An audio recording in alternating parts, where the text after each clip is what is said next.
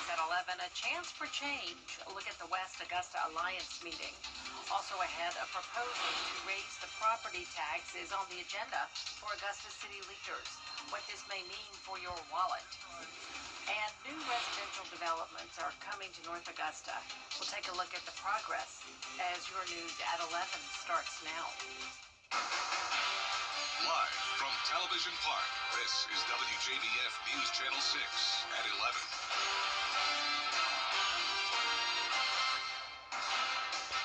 Good evening, everyone. I'm Jenny Montgomery. Thanks so much for joining us. Coverage you can count on begins with a chance to change how the city of Augusta operates. The West Augusta Alliance meeting tonight was to update voters on what may and may not change. Hannah McDonald has more.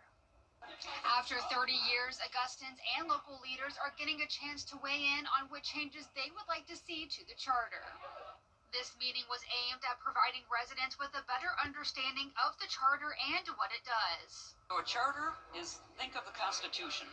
Think of the establishment of the legislature. That's the commission.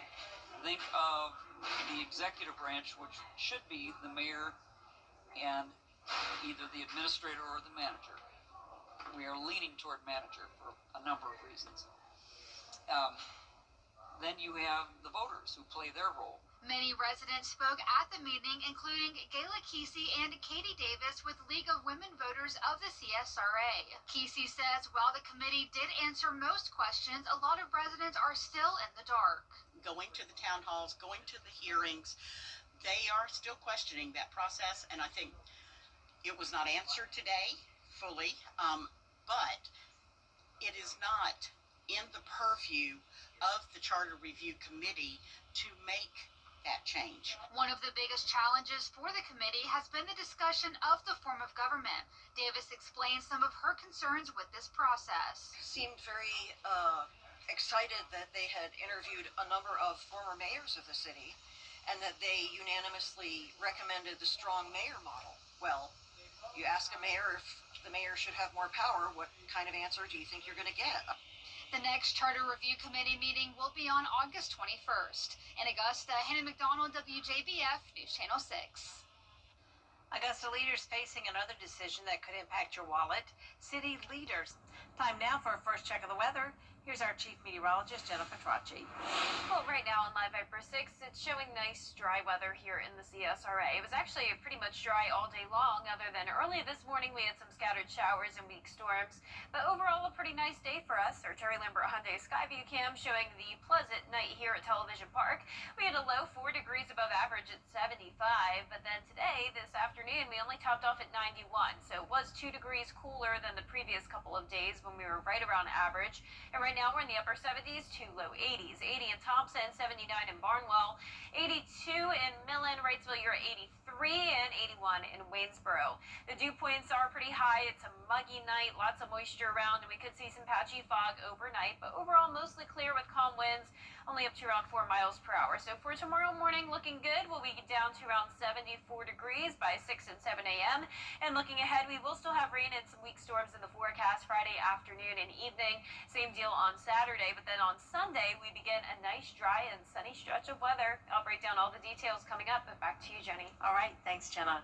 A South Carolina Democratic gubernatorial candidate. Experts are reminding you about the dangers of snakes after a Tennessee man out for a hike was bitten by a snake and died. It happened last Friday at the Savage Gulf State Park, just a few hours from Augusta. Between 7,000 and 8,000 snake bites are reported on average every year in the U.S., with more than 500 bites last year in Georgia. Experts say biting is a defense mechanism for snakes when they feel threatened, so it's key to be aware of your surroundings. Honestly, your best thing is just to be observant while you're working out in the garden, grabbing vegetation and stuff. Just kind of watch where you stick in your hands. If you're out on a trail hiking and you see a snake, just give it its space. These snakes want nothing to do with us. We are not a prey item, but they will defend themselves. And if you pick one up, it probably isn't going to go real well. The Ecology Lab says there have been only 10 deaths in Georgia from snake bites over the last 50 years. They say it's a rare occurrence, but it's important knowledge to keep in mind. hot and humid conditions, those chances of rain and storms on Friday and Saturday, but then those rain chances go down starting on Sunday. I'll have all the details when we return. Goodbye, everybody.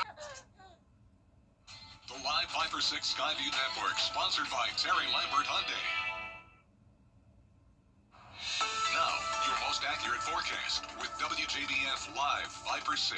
Welcome back. I hope you're having a nice week so far. It's definitely feeling like August again with the heat and humidity on. And right now on our Terry Lambert Hyundai Skyview cam, we are nice and dry, sitting at 79, feeling like 82 late this evening with dew points in the 70s. Now around the CSRA, pretty consistent temperatures from the north down towards the south.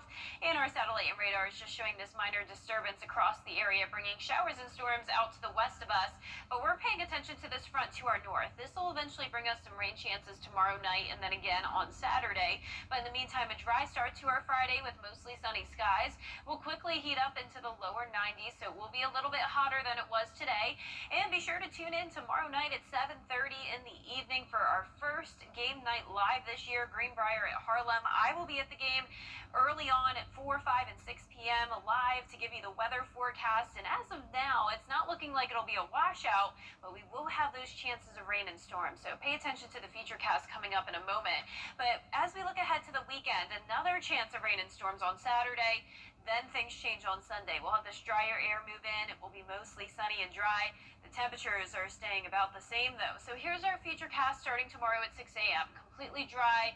It'll be a nice calm start to the day, but as this front gets closer to the area, that's when we'll start to see some showers and storms develop.